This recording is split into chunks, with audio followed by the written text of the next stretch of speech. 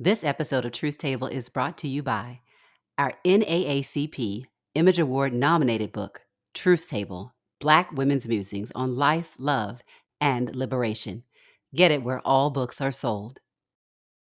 Sisters, how y'all feel? Brothers, y'all all right? If this is your first time at Truth Table, welcome to the table. And if you've been sitting at the table with us all these years, we are so grateful that you have been listening to us through these years, and we are inviting you to partner with us and support our work at patreon.com/truthstable. Now pull up a chair and have a seat at the table with us.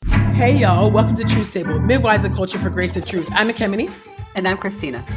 This table is built by Black women and for Black women. So welcome to the table, C. How you doing, girl? I'm doing great. It's 2025 has been an over-the-top year. It's just a lot of nonsense happening. I mean, it's politically outrageous. There's just stress at every turn. And yet, I have decided to choose joy today. And we have an amazing guest at the table, which is a reminder for us to count our blessings, to fuel us as we do the important work of justice. How are you doing, Ekemini?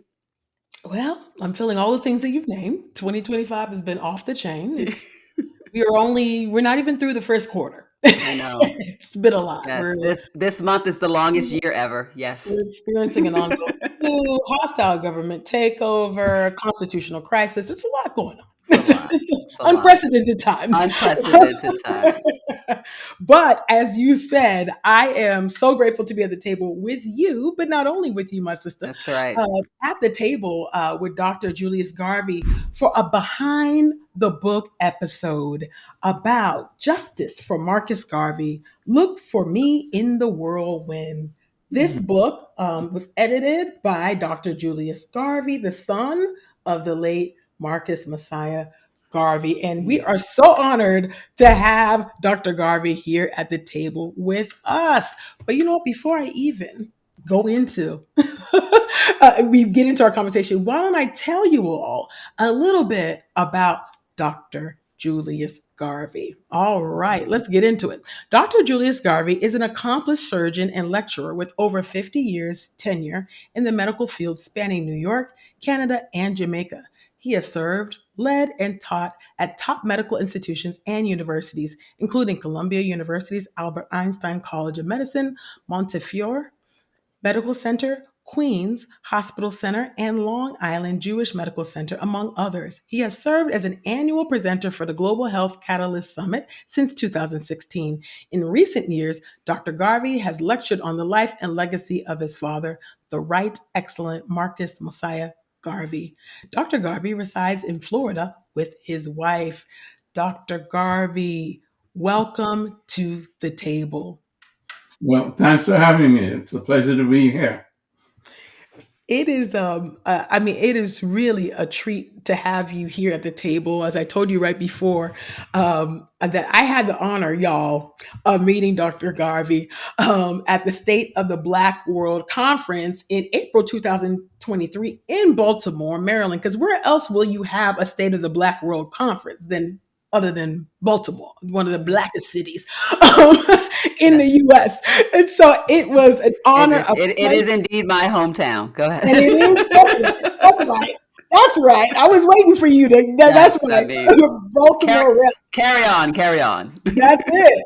And so it was an honor to hear your words, to see you, to meet you. And y'all, I got a picture, so we're gonna have to have our producers put a little evidence of receipt that I did meet Dr. Garvey. Before we go into the conversation, Dr. Garvey, I, as a Pan-Africanist myself, I am wearing my Pan-African earrings. I would love if you wouldn't mind defining or explaining what Pan-Africanism is, because we know that your father, the Right Excellent Marcus Mosiah Garvey, is the greatest Pan-Africanist of the 20th century. So can you explain to our audience, for those who may not know, what is Pan-Africanism and what does it mean for him to be the greatest Pan-Africanist of the 20th century? Well, basically Pan-Africanism is about the unity of African people as global people, and we are global, not not only since our kidnapping and enslavement, but before that, because we populated the whole world, because civilization and humanity itself started in Africa. So Pan-Africanism is about our unity as a people and our authenticity as a people. And along with that authenticity goes our history, our culture, and our traditions, meaning that they are outstanding, shall we say, the longest in the world, and also that our civilizations have existed for the longest in the world. Because if you look at, say, a Roman civilization or Greek or English or whatever, even now the dominance of the United States, that has lasted for maybe hundreds of years. But our civilizations, certainly going back to Kemet and Kush and Ethiopia, etc., have lasted for thousands of years. So, we have a dominant position in the world. And that has been obscured because of and the enslavement of our people. It has been obscured because of colonialism, and it's been obscured because we have been written out of history by people who have rewritten history to favor themselves. And this is a falsity of the narrative and of reality, and that needs to be corrected. So Pan Africanism is about correcting that and putting us in our rightful place in terms of who we are as a people, how we relate to other people, and be present at the table of nations, so to speak, in an authoritative position, as is determined by our longevity and our authority over time as the elder statesman. This has not been recognized, as if to say we were not there at all, when, of course, everybody else is, in a sense, a newcomer. So it is to reconstruct who we have been, because historically we've been moved off center stage and been marginalized. So it's a reconstruction of our civilization. It's a reconstruction of our memory, because again, as I mentioned, our history has been erased in that sense, and our memory of it has been erased. Um, um, because of our situation over the last 500 years. So, along with the reconstruction, it's reclaiming our heritage. And of course, our heritage is the African continent, which is the richest continent in the world. And in reclaiming that, then we have the capacity to develop ourselves as a people. And we are located not only on the continent, but of course in the diaspora, the United States, the Caribbean, Latin America, etc. So it's a transformation of the world that has to take place in terms of the hegemony of Europe over time, the last 500 years, shall we say, and a reconstruction of our civilization. So that's the basis of Pan Africanism. But of course, there's much more detail to it in terms of what it means in terms of the African Union, the intercontinental free trade agreement, the relationship between the diaspora and the continent in terms of the diaspora being the sixth region when there are five regions within Africa, and our relationship, which is being worked out at the present time.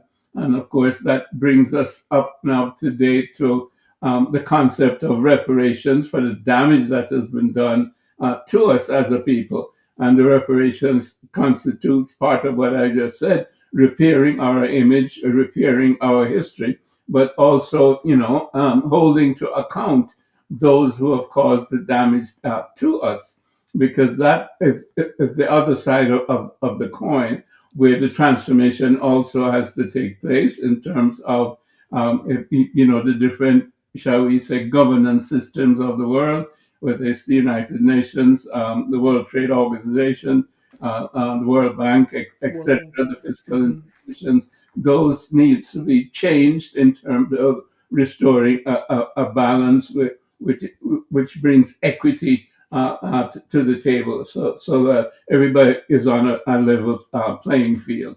So Pan-Africanism in the widest sense is about that, recreating a level playing field, and us as an African people uh, sitting at the table, if you will, in an equitable position. Thank Mhm. you for that comprehensive explanation, Dr. Garvey. We should all be Pan Africanists. Thank you for that. Yeah. Well, in that sense, Pan Africanism is honesty. Mhm. And we are so grateful for that definition, especially coming from you.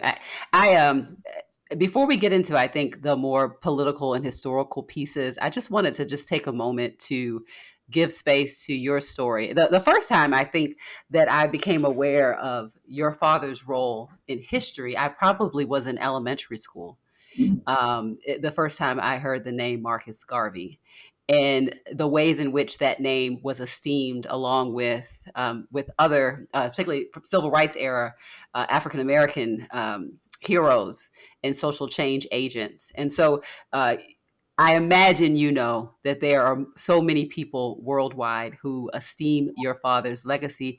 Yet, as someone who has a family therapy background, I feel like I would be amiss, Dr. Garvey, if I did not ask you personally, what was it like growing up as the son of Marcus Garvey, a face that would have been on the walls of my elementary and middle school, but a face that is the face of your father, and also your own path that led you into the medical sciences. So I just wanted to pause just to get to know you a little bit more, if you don't mind. Well, basically, I grew up in Jamaica. I was born there. We traveled initially to England, etc. But my basic education, early education, high school, etc., and growing up was in Jamaica. And it was interesting, growing up as my father's son in that sense. There was a little bit of a target on your back in that,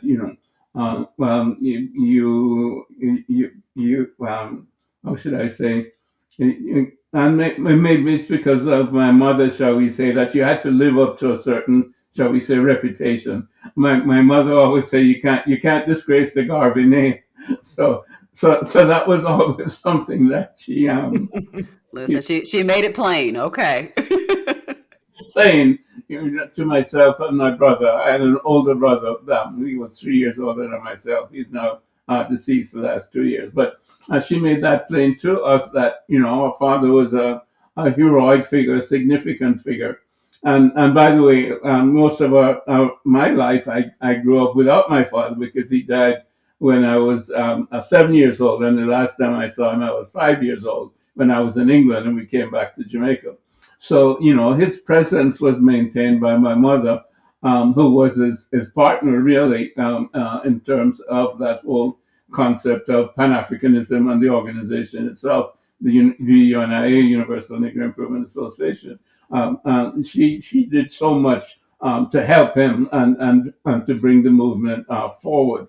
And then, of course, after his death in 1940, to continue it, and especially in Jamaica, but also worldwide. So she presented him consistently as someone who we had to live up to his image and what he would want us to be.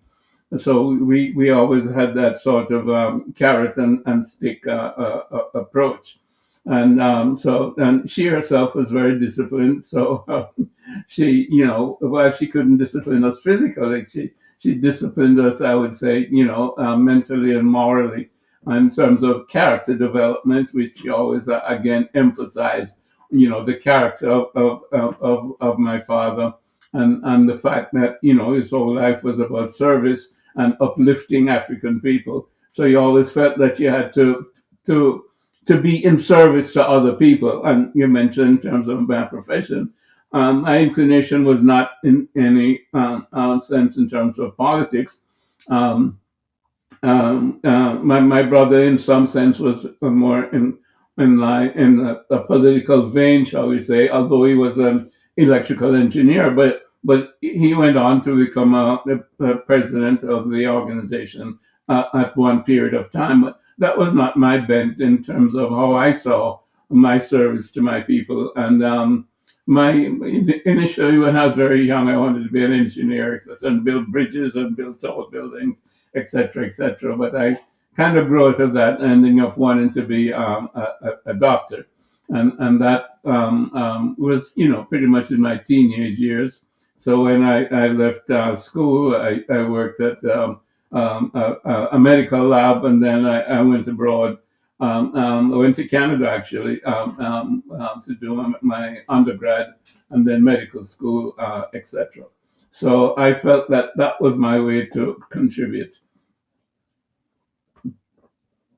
I love Awesome, that. awesome, and you continue to contribute, really, by carrying on your father's legacy, but also building your your very own, with just an amazing, amazing career in helping people. And again, it's a privilege to learn from you today, and to highlight this incredibly important book. Yes, Dr. Garvey. Even before we go, I was thinking, I was like, should we go to break? Should we not? But let me ask you something, because you mentioned your mother, and I know, if there's anything I know about strong, ambitious, visionary men, is that they have an equally strong, visionary, brilliant spouse and wife. And can you talk to us about your mother, Amy Jacques Garvey, about just the work that she did at the UNIA, and just how your own father was able to accomplish the work that he did because of your mother? Yes, I mean definitely. My mother is also Jamaican, but she met my dad in New York. They both migrated different times, and she went to one of his meetings there in New York at Liberty Hall. This was back in the teens, going into the 20s, and was impressed by his message, and spoke to him about it afterwards. And then she went to work with the organization with him as his private secretary. She had a background; she was very well educated, and she had a background in law. In those days, you could only aspire to so much, so to speak. But she was a law clerk in Jamaica, which was significant for her, and she went to one of the best high schools in Jamaica, the women's girls' school. In those days, girls were separated from boys, so to speak. It wasn't a co-education at that time. But in any event, so she brought something to the table. She saw that the books of the UNIA, etc., were not well ordered. So she brought that discipline to the finances and the management of the organization on a day-to-day basis.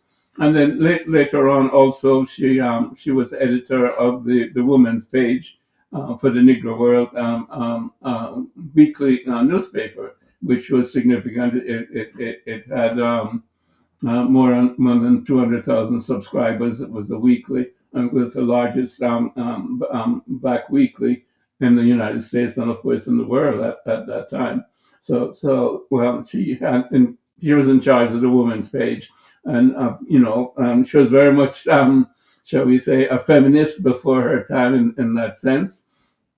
And the UNIA itself, was very much pro woman, if you will, in that there was always a woman president as well as a man's president, and women did a great deal for the organization in terms of running things, especially on the weekends, with the for the younger people, etc., and putting on plays and so on that took place at the organization, the different Liberty Halls. So women were valued within the organization, and my mother certainly then had a very special place. They subsequently got married, etc.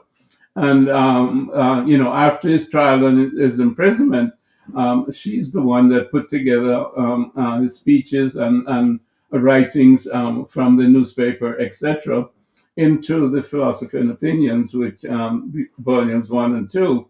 Of course, she did that with his permission, etc., etc. But she published them on her own, which was a documentation then of his thoughts and his ideas at that time.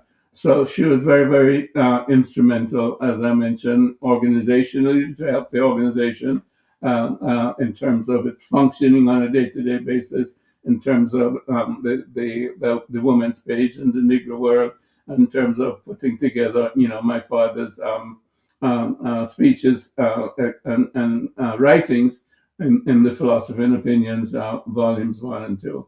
And of course, well, later on, then she raised us kids, but that was in the 20s before we were born. Yeah.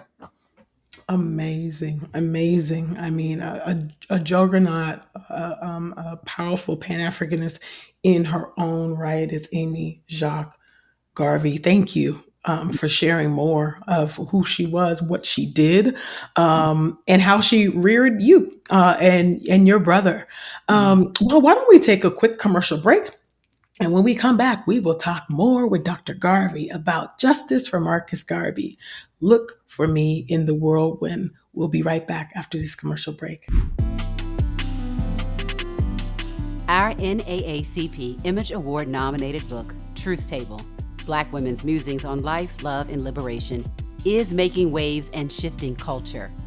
I closed this book feeling like I had just partaken in a multi-course meal, filled with grace and the courage to carry on. And I believe you'll finish this book feeling the same way. Morgan Harper Nichols, artist and poet.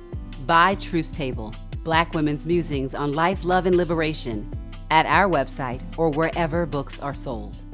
And we are back at the table with Dr. Julius Garvey talking about justice for Marcus Garvey. Look for me in the whirlwind. Wow, I think about the decision to write this book, but really to do the life labor, Dr. Garvey, of vindicating and clearing your father's name. It's not lost on me that in many ways, the way that you explain Pan-Africanism is a parallel process to this name clearing of your father. Pan-Africanism clears the name of the African continent and the African diaspora and tells the truth about its legacy. And likewise, I think of Marcus Garvey in your journey is doing the same thing. That's how it hits me. But I would love to know your heart and motivation behind putting these thoughts to page.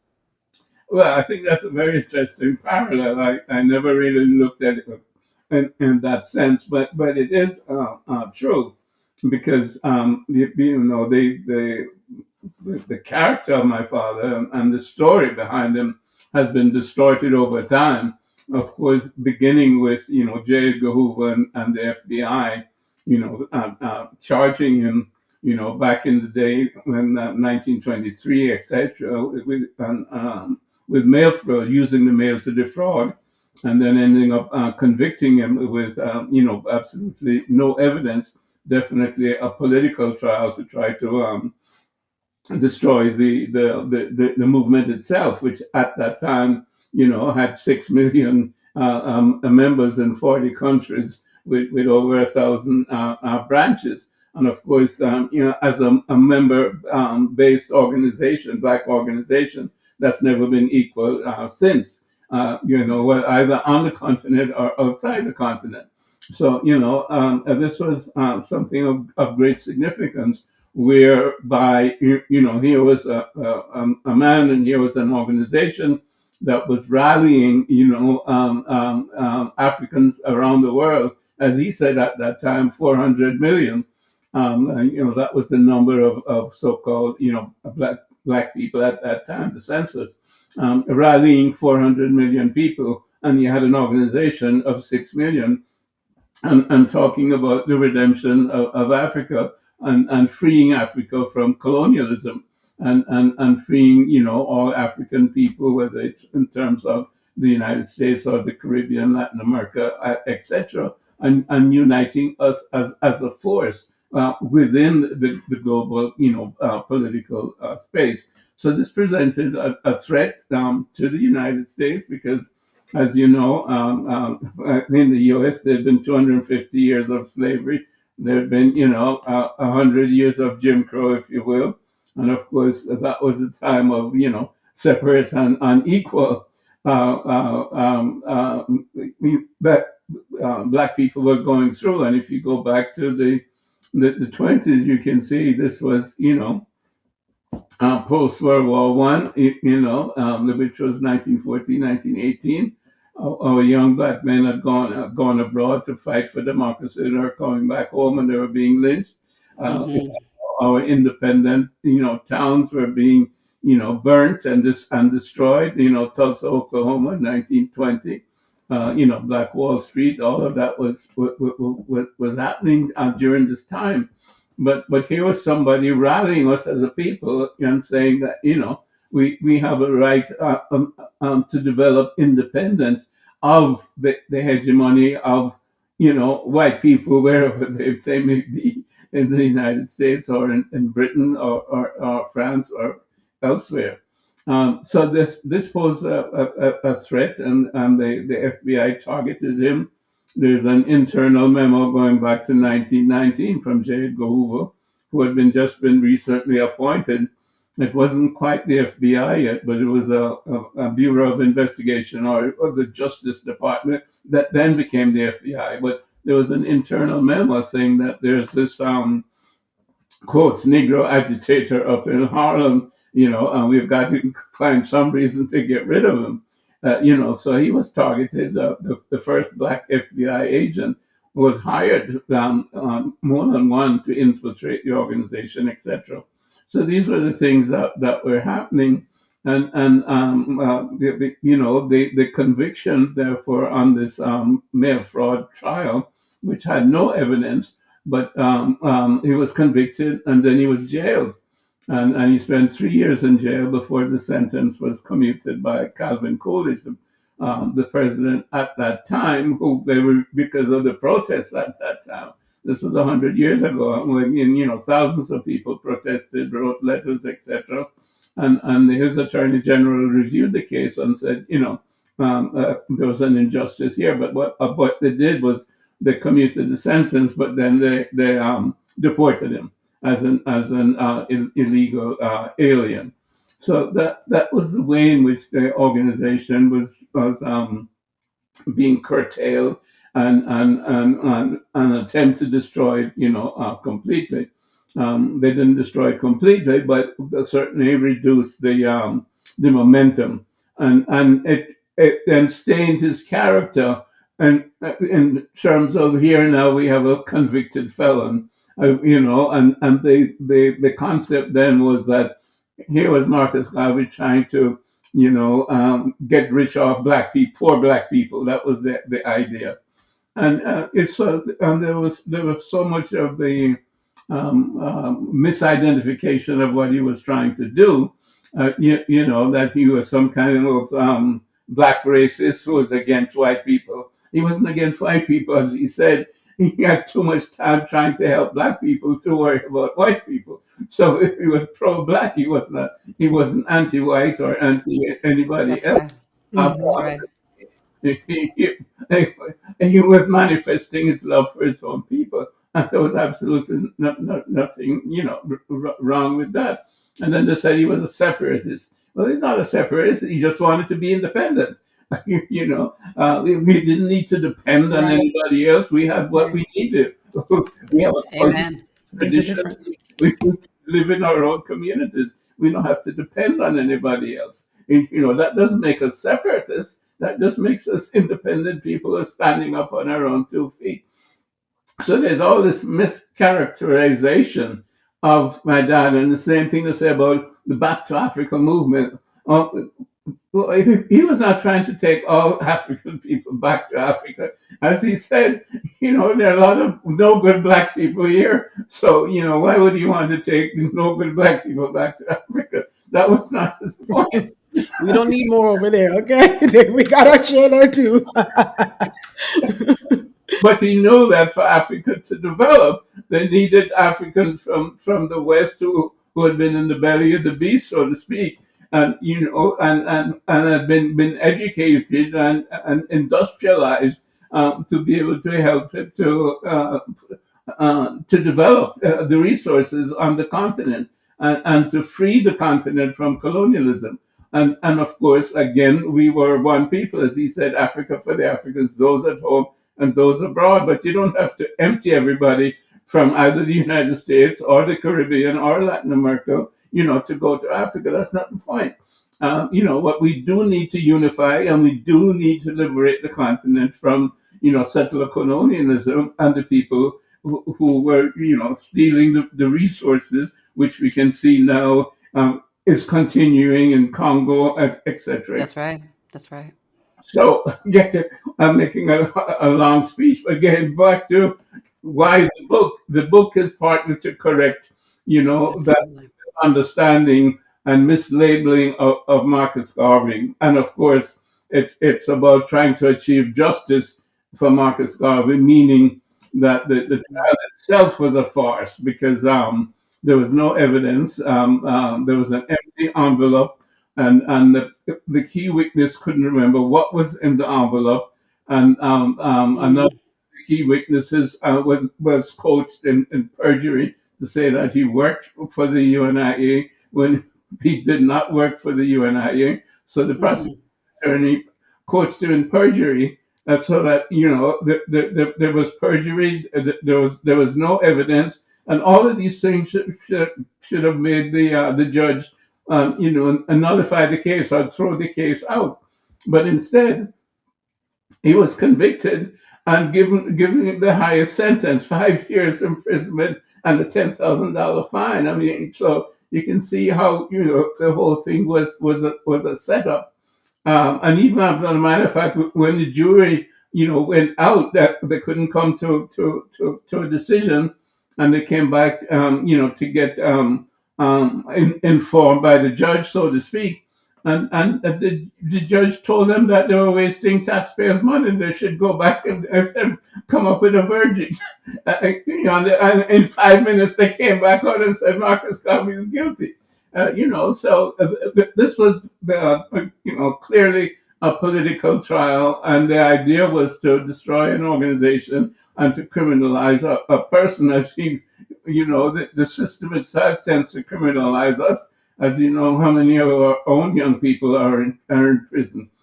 We make up more than 40% of the population in jail. But this is exactly how our leaders are treated, one way or another. As That's right. yeah, the same sort of thing was being used against Martin Luther King. When they would spy through the keyholes, etc., to try Yes. to see what he was doing, so they could find something to convict him on, and so on. When they couldn't do that, of course, then he was assassinated.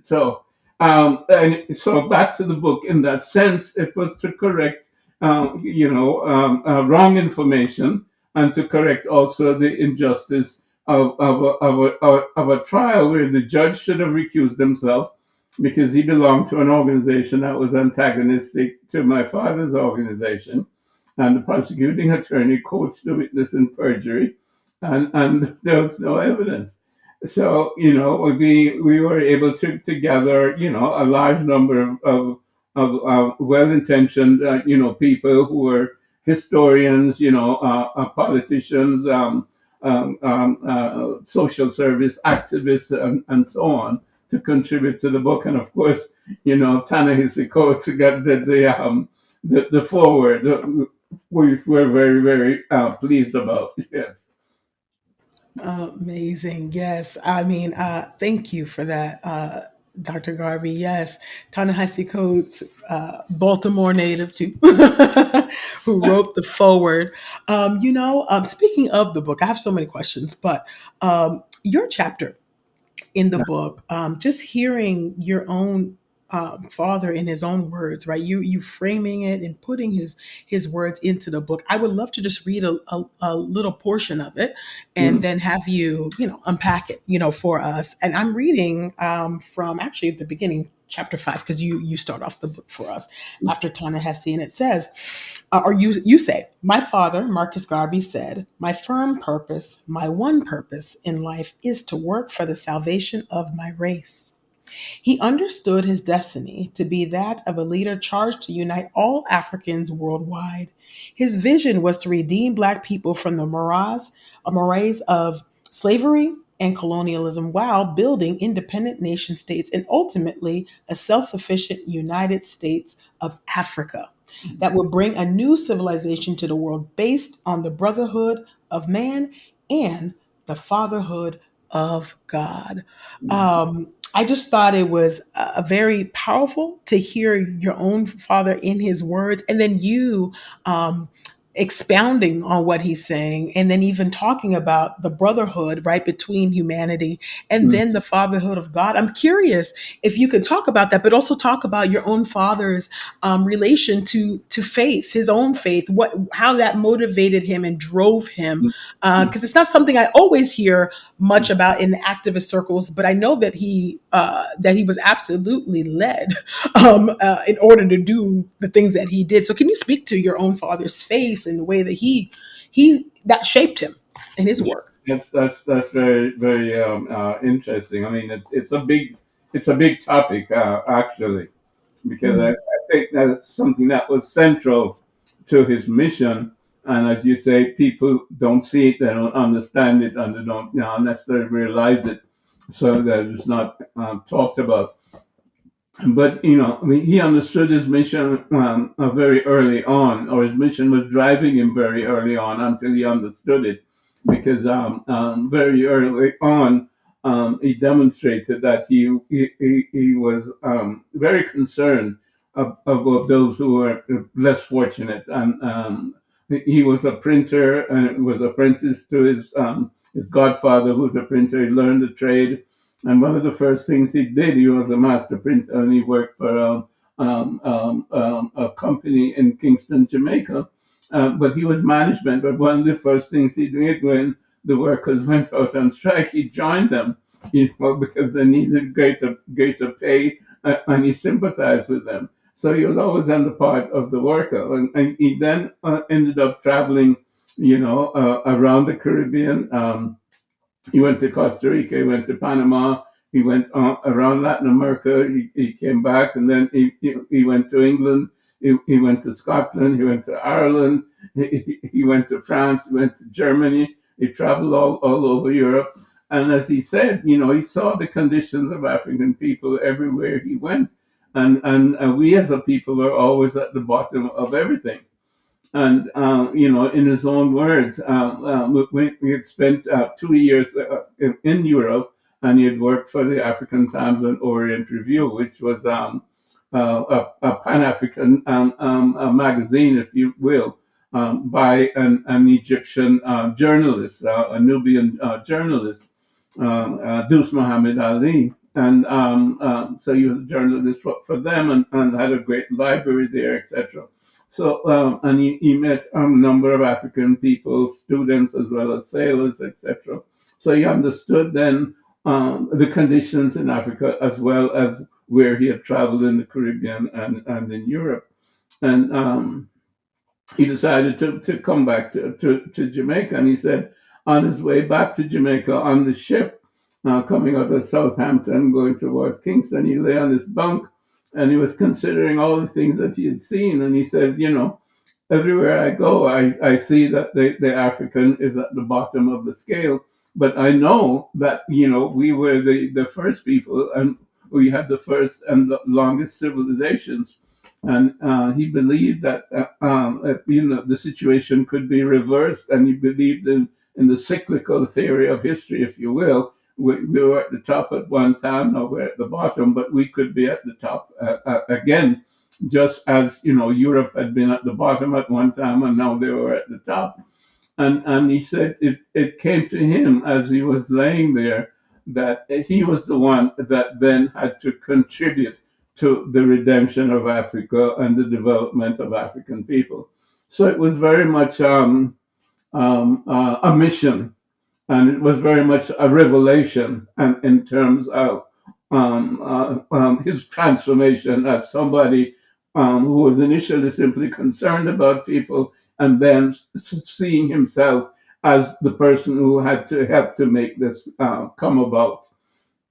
In terms of the other aspects of it that you mentioned, one of the ways in which when he was growing up, in terms of his own self discipline and his own way in which he was trying to shape himself as a leader, if you will, is that he used to go to different churches, etc., on Sundays, and he would watch the preachers and participate, of course, in the church itself, not necessarily up front, but he would see how they spoke and how they were able to be to reach out to the audience, if you will. So he developed his own personality in that charismatic sense, in the way in which a preacher would speak spiritually to somebody and reach out to them, like, shall we say, to their hearts as opposed to their minds, or at least to their hearts as well as their minds. So he developed that characteristic in himself, but something that he doesn't, talk about a lot. But if you read his work, you'll see that he had his own interpretation, shall we say, of Christianity, and his idea of Christianity was, that each of us had the Christ in us, meaning that Christ came to us, if you will. Jesus the Christ, came to us as the ideal, as the perfection of what we can be as human beings. Christ was not different from us in that sense. So he had a different concept of Christ as being the only Son of God. Christ was the perfect man who came and demonstrated to us what we could all be like. And we each had this Christ principle in us that we then had to manifest. And I think he saw that in himself, that the ideal of the human was to manifest the Christ in themselves. And I think that's what he tried to do. And, he manifested that in terms of considering that he was a leader, but he was a servant leader. He was a servant of his people. And he always signed his letters, your humble servant, Marcus Garvey. So he always considered himself a servant, very much in the way in which, Christ would be the leader, yes, but the servant of the people. So, again, this is something that is very interesting. You can go very deeply into it, because I think that our original civilizations in Africa had this sort of concept that the person who was the leader was not simply a politician, but it was the person who had manifested those things in themselves that was the best or the ideal for the human being. So it was somebody who would have to go through training, shall we say, or rituals, so that when they finished those rituals, then there would be this ideal person who could then serve the community, or serve the tribe, or serve the nation. So that's what we come out of, and I think that's what he ended up replicating, if you will, this concept of the person who trained themselves. In his sense, he had to train himself because the tradition was broken, but he trained himself to be the servant of the people. So, I think that part of it was very, very spiritual, and, if you will, Christ-like. Yeah, absolutely. Well, in the way that um, the trials, if you talk about like ancient civilizations and rituals, Hmm. shape us, Hmm. prove us. They show us what we're made of. And so I think in Orthodox Christian parlance, we might talk about that as sanctification and the role that even suffering and refinement play in our lives to mature us and to make us more like Jesus. I Mhm. am. I am so grateful for your father's work and for your commitment to justice concerning his name and his legacy. And I think that's so important for where we are today. It's been important for generations, but as I look at 2025, I'm curious, Dr. Garvey, if you could speak to um, how you see and how you think based on your understanding of your father's social philosophy would look at the present moment that we're in right now. From the American context, the Trump administration, but even more globally, as we look at the emboldened rise of white supremacist leadership structures, and the kind of blatant, not just systemic, but blatant disenfranchisement of people of African descent. I'm just curious about how you see that and how, based on his philosophy, you imagine him responding or speaking to this moment now. Well, I think he would respond, the way he responded basically 100 years ago, because uh, if, if you analyze the situation, it's like deja vu all over again. Meaning that we've been through 250 years of slavery, 100 years of Jim Crow, 100 years of separate and unequal, and let's say 50 years of integrated and unequal.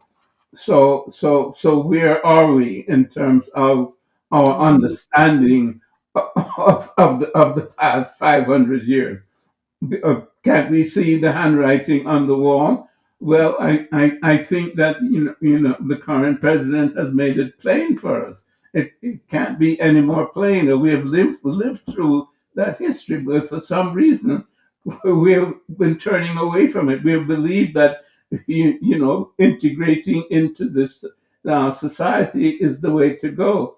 I saw a clip recently. I've seen it before, but where it was sent around recently. This was Martin Luther King talking to Harry Belafonte in his house. It was ended up there was 5 days before he was assassinated, but they just had a very successful meeting, and all the other folks had gone, and Martin was saying to him, Harry, I have this problem, this idea is coming to me all the time, and I don't know what to do with it. So he said, what's the matter, Martin? And he says, I have this thought that, we've been fighting for integration, and we're going to get it. I mean, we're getting integration. But my thinking is that we're integrating into a burning house. I have this thought that I'm leading my people into an That's right. integration into That's a right. burning house, and a country without a moral structure is bound to fall. So here we have our greatest civil rights leader, who understood the dilemma of integrating into an immoral structure that really doesn't want you in the first place.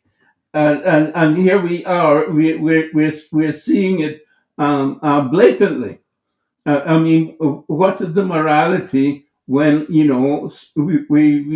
have a president who has so many criminal charges, That's right. against him, and he's the representative of the American people in That's terms right. of a democracy, etc., etc. Where Mm. one person has spent 20 million or whatever it is to get him into power. What kind of democracy is that, etc., Come etc., on. etc.? Mm. But the point is again, it's deja vu. I mean, we should be able to read the handwriting on the wall. I mean, we should be able to see it, and that then should allow us to say, well, look, we have to build for ourselves.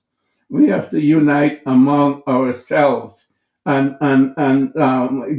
whatever the problems are within our communities, with our neighbors, with our friends, with our spouses, or whatever it is, we have to solve those problems because nobody else is going to solve them for us. That's right.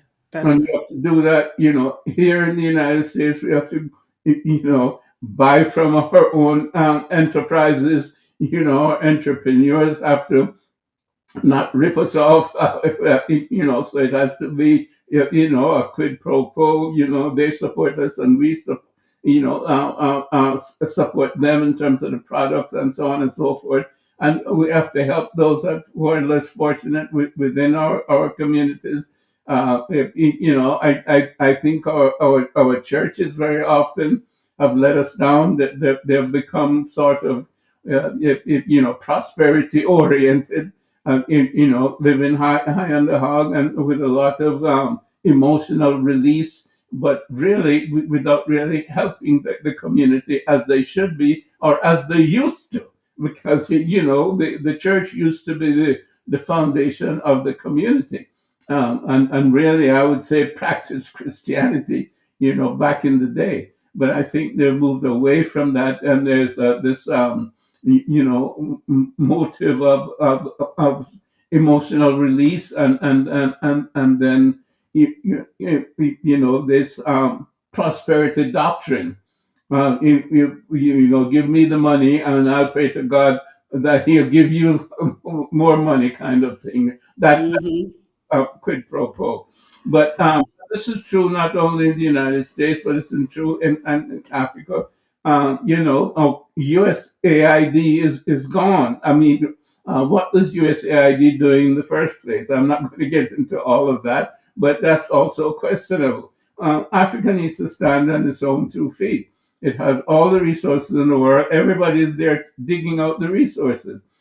You need to take advantage of your own resources, which That's is right. what is happening now in places like, Burkina Faso, Burkina Niger, Faso. and Mali. That needs to happen. But they're continuing to do it in DRC and other places like this. We have the youngest population in Africa. But what's the youth demographic if you're not educating your young people? 60% of the young people are not being educated. So all of these things have to happen. And these are the things my father would be pointing at. And these are the things my father was saying. Education is a priority. We have to support our business. We have to develop our business. We have to utilize our own resources and take care of ourselves.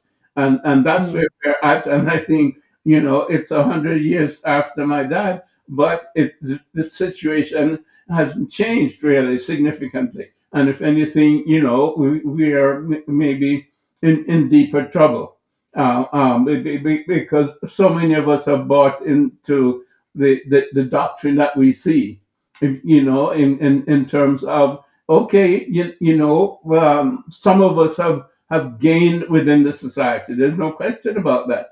That some of us are better off. But when you look at the overall, African American community, most of us haven't. I mentioned earlier on the percentage of us that are in jail. Well, I think you know all the statistics about us in terms Mhm. of infant mortality, maternal mortality. What happened to us Absolutely. during COVID? We were the ones that were dying faster than everybody else, etc. Our lifespan is less, and so on. The Hmm. suicide rate, all of those things, every statistic that you can mention, is a negative, for us in comparison. The wealth we have, 1/7 of the wealth of the average, European American. So, and Yeah.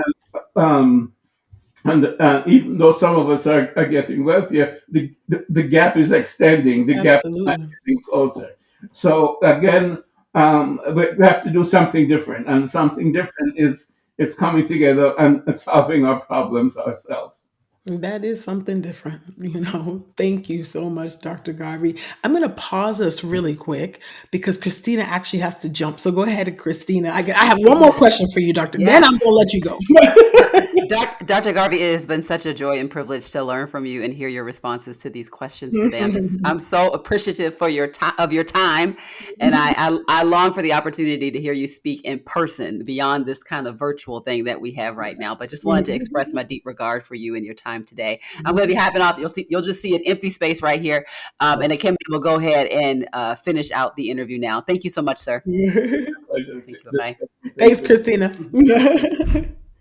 All right, great. We're all set. Okay, I have one more question for you, Dr. Garvey. Then I will let you go. This has been so rich, such a rich conversation, and I know that our audience is just eating it up. They love knowledge, they love learning, and they love learning from somebody who is wise and has learned. As you. And so I would be remiss if I did not ask you what it meant as an activist myself. I know what it means, you know, particularly specifically reparationist Mm, activists. I know what it means to advocate, to fight, to organize day in and day out and feel like you're screaming into the void.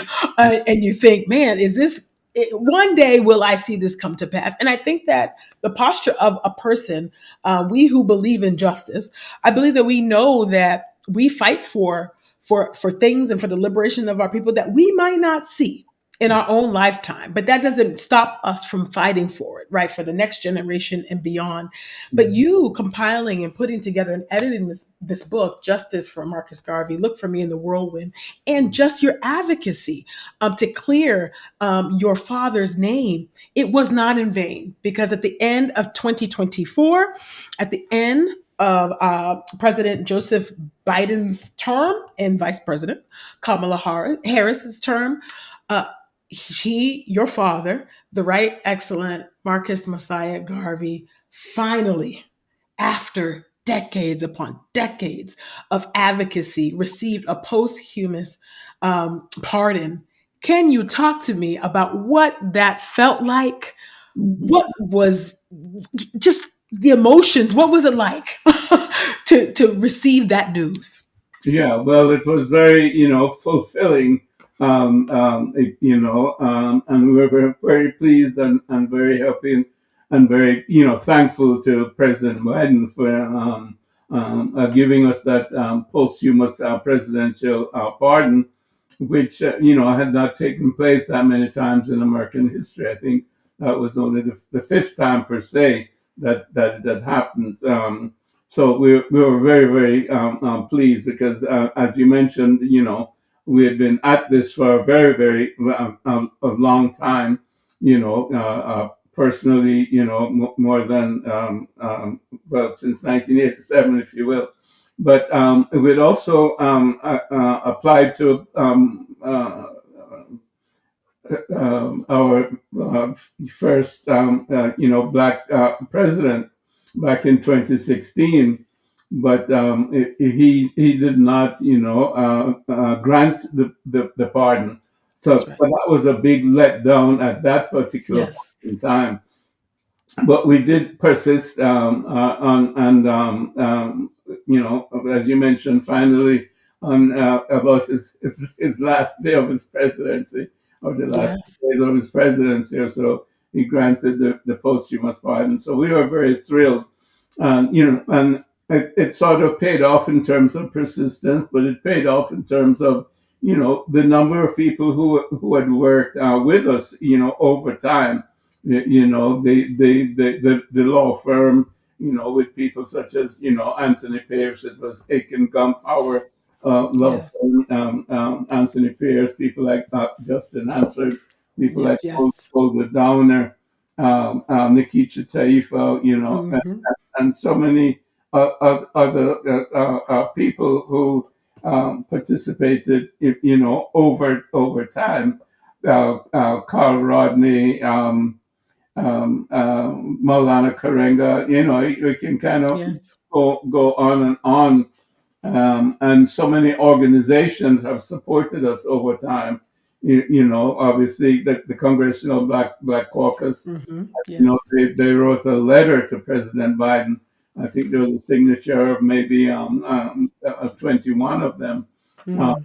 just a couple of weeks, before the pardon itself, asking for the exoneration of Marcus Garvey.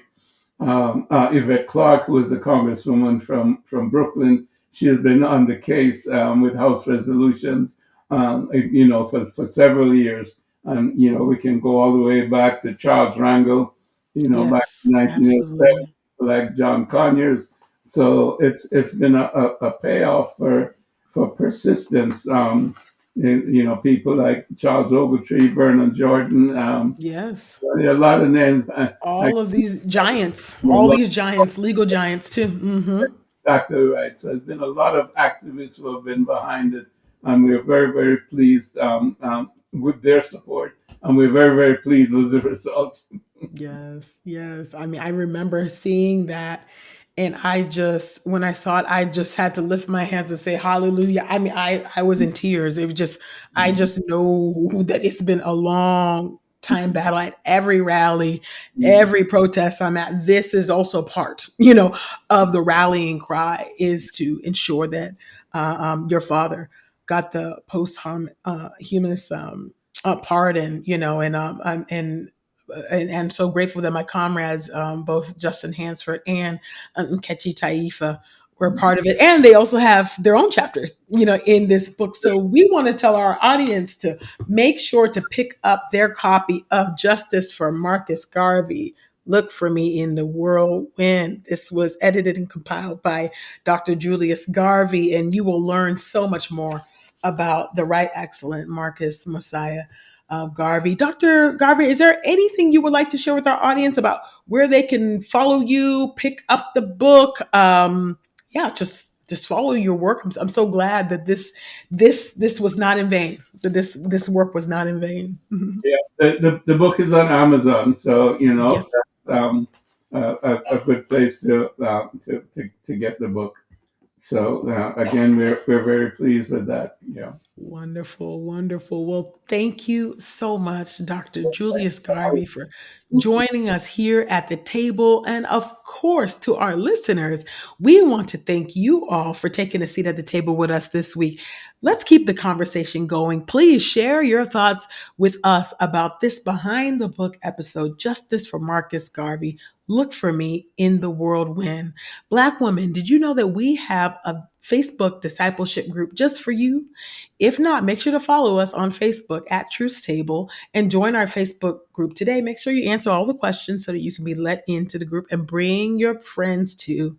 Follow us on Instagram and Facebook at Truth Table, or email us your thoughts about this episode at asktruthstable@gmail.com. Don't forget to rate and review the show on iTunes and subscribe on your favorite podcast player. Truth Table also has a Patreon account so you can support our work with your love offerings, and you can send those to patreon.com/truthstable. Or you can also bless us at our PayPal, which is paypal.me/truthstable. Truth Table's audio producer is Joshua Heath. Our video producer is Daryl Bradford. And Truth Table's executive producers and hosts are myself, Ekemini and Dr. Christina Edmondson. We'll see you soon on the next Truth Table. Bye, y'all.